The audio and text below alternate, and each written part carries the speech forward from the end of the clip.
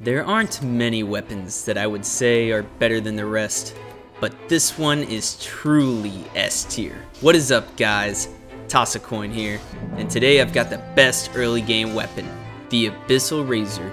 Do you like one-shots? Do you like damage? Then you're in the right spot. Buckle up, gamers, and gather around the campfire, cause I'm about to drop some knowledge. The Abyssal Razor is a dagger, which I think daggers are an especially strong early game weapon class. Daggers have a lot of things going for them. They are slash and pierce damage, which keeps them pretty viable for most mobs, and makes them strong against the Black Forest trolls. They have fast attacks for getting hits in on the opponents you can't parry, they are cheap to craft, and save you resources. They have no movement speed penalties, and they have a massive stealth attack bonus of 6 times, and their special leap attack does 3 times damage, which comes out to a whopping 18 times damage.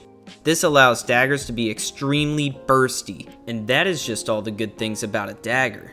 The Abyssal Razor is an iron tier weapon you can acquire as soon as you defeat Eikthyr and get your antler pickaxe. You heard me right. An iron tier weapon you can use by the time you are supposed to go into the Black Forest. The Abyssal Razor can also be repaired at a level 1 workbench, so you can repair wherever you are without having to go home.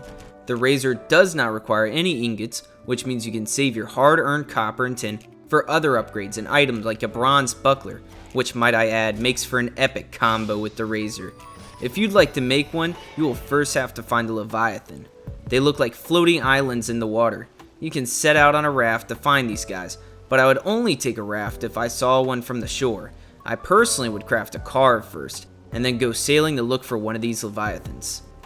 Once you find one, I would park as close as I can to the Leviathan, with the left side of my boat towards the Leviathan, unlike how I decided to do it. My lack of attention to detail almost gets me killed later. We went the ladder towards the Leviathan because after smacking the barnacles on its back, which is how we get the chitin for the razor, there is a 25% chance of the Leviathan going underwater each time you hit a barnacle. Once they start shaking, there isn't much time left to farm the barnacles off of its back. You'll only need 20 chitin for the razor, so keep that in mind when deciding to stay on the sinking Leviathan's back or to get off early. If you keep the left side of the boat towards the monster, then you most likely won't have to induce as much stress as I did trying to get back on the boat. Once you have the chitin, go on home and craft your razor. It only costs 20 chitin, 4 fine wood, and 2 leather scraps. The only downside to this weapon is that it requires locating a Leviathan. But if you are up to the task, then you have a weapon that you can carry all the way to the plains biome with confidence. Even if you decide to craft a new weapon in a higher tier, it still makes an excellent backup because you only need a level 1 workbench to keep it going. The finewood bow and the wooden club are honorable mentions.